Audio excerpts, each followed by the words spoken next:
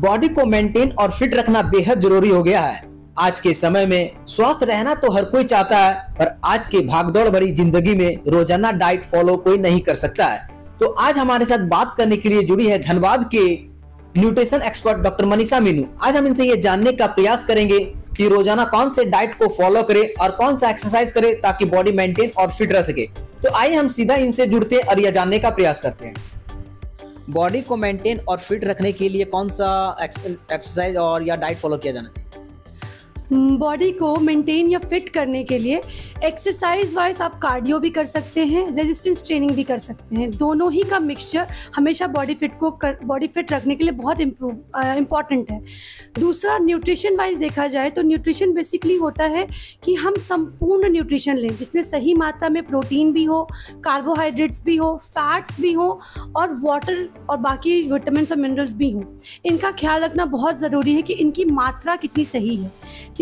तीसरी चीज़ है कि स्लीप का जो हम हमेशा इग्नोर करते हैं कि 7 to 8 आवर्स की स्लीप, नींद देना बहुत इम्पॉर्टेंट है। चौथी चीज़ है कि वाटर इनटेक आपका कम से कम 3 से 4 लीटर होना बहुत ज़रूरी है। और स्ट्रेस मैनेज करना, ये बहुत छोटी चीज़ें हैं, अगर इनको भी आप मैनेज कर सकते हैं तो बॉडी फिट रखने की ज़रूरत नहीं पड़ेगी, ये अपने आप हो जाएगी। क्या इसमें नींद भी जरूरी है, कोई आवर्स क्या? हाँ जी, नींद बहुत इम्पॉर्टेंट होती है क्योंकि कई बार हमारी आदत है कि रात में लेट से सोना, सुबह जल्दी उठ जाना, बीच में कभी नैप ले लेना, पर हम ये नहीं समझते हैं कि हमारा शरीर कंटिन्यूस काम करता रहता है। अगर हम 7 से 8 घंटे की नींद प्रॉपर इसे नहीं देते हैं तो हमारा डाइजेशन पे बहुत इम्पैक्ट पड़ता है, हमारी एफिशिएंसी पे जो हम वर्क करते हैं उस पर बहुत इम्पैक्ट पड़ता है। तो बहुत ज़रूरी है कि अगर आप 20 से 50 साल की उम्र के हैं तो मिनिमम 7 से 8 घंटे की नींद लें, और उससे कम एज के हैं तो कम से कम 9 से 12 घंटे की नींद ज़रूर लें। यदि कोई कम लेता है तो इसका कोई साइड इफेक्ट? हाँ जी, बहुत इफेक्ट पड़ता है। एक तो ऑब्वियसली आपका अटेंशन स्पैन बहुत कम हो जाता है, किसी चीज़ पे कंसंट्रेट करने की क्षमता कम हो जाती है। दूसरी चीज़ है कि आपका डाइजेशन उतना अच्छा नहीं रहता, हमारी एफिशिएंसी ऑफ वर्क। आपको एक छोटा सा एग्जांपल देती हूँ कि अगर आप घर में किसी भी एक मज़दूर को घर पे काम पे लगाते हैं और कंटिन्यूस उससे काम ले रहे हैं पर उसे रेस्ट नहीं दे रहे हैं तो उसकी एफिशिएंसी ऑफ वर्क पे बहुत इफेक्ट पड़ेगा। आज पहले दिन वो अच्छा काम करेगा पर उसका वर्क रिड्यूस होता जाएगा। सिमिलरली हमारी बॉडी भी सुबह से रात तक कंटिन्यूसली वर्क करती रहती है, और अगर उसको रात में प्रॉपर जो उसकी ज़रूरत है नहीं देंगे तो उसका इम्पैक्ट हमारी ब्रेन पे, हमारे डाइजेशन पे, हमारे हार्मोन्स पे, जो कि बहुत इंपॉर्टेंट होती हैं, पड़ता है, जो हमें बहुत टाइम के बाद समझ में आता है, जिसे हम लाइफस्टाइल चेंज में इंक्लूड करते हैं। मसल टोनिंग और फैट लॉस के लिए किन चीज़ों का विशेष ध्यान रखना चाहिए? Muscle toning and fat loss 2 different चीज़ें हैं, बट एक कॉमन चीज़ है जिसको उसका ध्यान रखना चाहिए, वो है कि हमें कैलोरी डेफिसिट में खाना है। कैलोरी डेफिसिट का मतलब हुआ हर शरीर के वर्किंग के लिए एक कैलोरी नियुक्त की जाती है जो उसके एज, हाइट और उसके वर्किंग कंडीशन पर डिपेंड करता है। जब उतने कैलोरी से हम कम करते हैं सही मात्रा में प्रोटीन लेके, तब हमारी बॉडी से ज़्यादातर फैट कम होता है। अब इसी को हम अगर रेजिस्टेंस ट्रेनिंग या स्ट्रेंथ ट्रेनिंग के साथ इंक्लूड करते हैं तो उस केस में हमारी बॉडी में मसल टोनिंग भी होती है और फैट लॉस भी होता है। पर इसके साथ मैं दोबारा बोलना चाहूँगी कि वाटर इनटेक 3 से 4 लीटर और स्लीप प्रॉपर रखना बहुत ज़रूरी है। हर उम्र के लोगों के लिए अलग अलग डाइट प्लान होते हैं या फिर कोई सेम रहता है? जी, हर उम्र के लोगों के लिए डाइट प्लान डिफरेंट होता है क्योंकि हम अपने में यूनिक हैं। हमारी एज, हमारी हाइट, हमारी लाइफस्टाइल कंडीशंस, हमारी बीएमआर, हमारा जो मेटाबॉलिज्म होता है वो हर इंसान के लिए अलग होता है, तो इनकी डाइट भी उसके अनुसार बनाई जाती है। अगर कोई इंसान सेम हाइट का है और सेम वज़न का है, पर ज़रूरी नहीं है कि सेम डाइट भी उन लोग पे सेम वर्क करे। किसी में होता है, हम देखते हैं कि कोई सेम खाना खा के भी किसी इंसान का वज़न बढ़ता है, किसी का कम होता है। ये कम्प्लीटली मेटाबॉलिज्म पे डिपेंड करता है। तो डेफिनेटली सबकी डाइट डिफरेंट होती है, कोई भी डाइट सिमिलर नहीं हो सकती। तो क्या उम्र में भी कोई फ़र्क पड़ता है, उम्र के हिसाब से कोई डाइट प्लान चेंजिंग? हाँ जी, उम्र के साथ बहुत फ़र्क पड़ता है। हर उम्र के लोगों के हिसाब से उनके न्यूट्रिशन की रिक्वायरमेंट डिफरेंट होती है। जैसे बच्चों में न्यूट्रिशन रिक्वायरमेंट ज़्यादा होती है, जैसे कि कैल्शियम की रिक्वायरमेंट ज़्यादा है उनमें, क्योंकि वो डेवलपिंग चाइल्ड हैं। जब एक बार आप 20 की उम्र क्रॉस कर जाते हैं तो हमारा रिक्वायरमेंट, न्यूट्रिशन रिक्वायरमेंट डिफरेंट हो जाता है, हमारे हार्मोन्स की रिक्वायरमेंट ज़्यादा होती है, तो हमारा प्रोटीन इंटेक बढ़ जाता है। बहुत एक मिसकंसेप्शन है कि हम प्रोटीन को सिर्फ बढ़ते हुए लोगों के लिए रखते हैं, पर ऐसा नहीं है।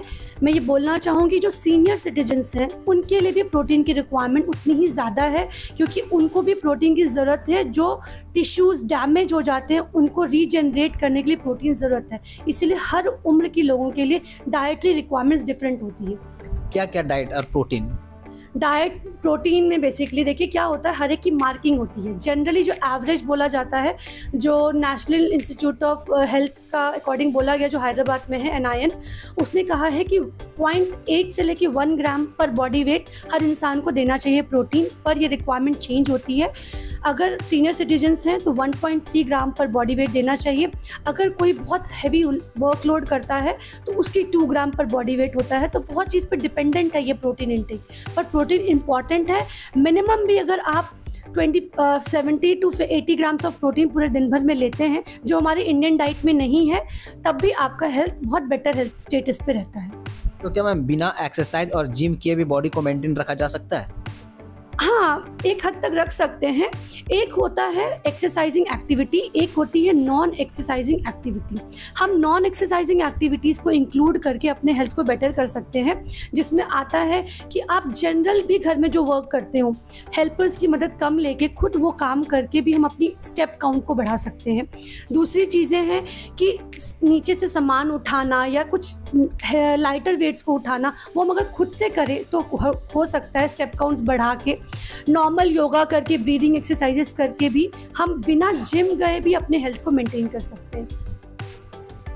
स्ट्रेस और जो मेंटल हेल्थ है, इसमें शरीर पे उसका क्या प्रभाव पड़ता है ज़्यादा स्ट्रेस लेने से? स्ट्रेस का या मेंटल प्रेशर का बहुत प्रभाव पड़ता है। मैं एक क्लिनिकल डाइटिशियन हूँ और मेरे पास ज़्यादातर जो पेशेंट्स आते हैं वो बहुत स्ट्रेस्ड रहते हैं, और हम यही सोचते हैं कि इस स्ट्रेस का हमारे शरीर पे या हमारी जो इंटरनल ऑर्गन्स पे उस पर असर नहीं पड़ता है। पर अब जब बहुत ज़्यादा स्ट्रेस में रहते हो तो ये एक फेनोमेना है जिसमें हमारा हार्ट रेट, हमारा ब्लड प्रेशर, हमारा मसल टेंस हो जाता है।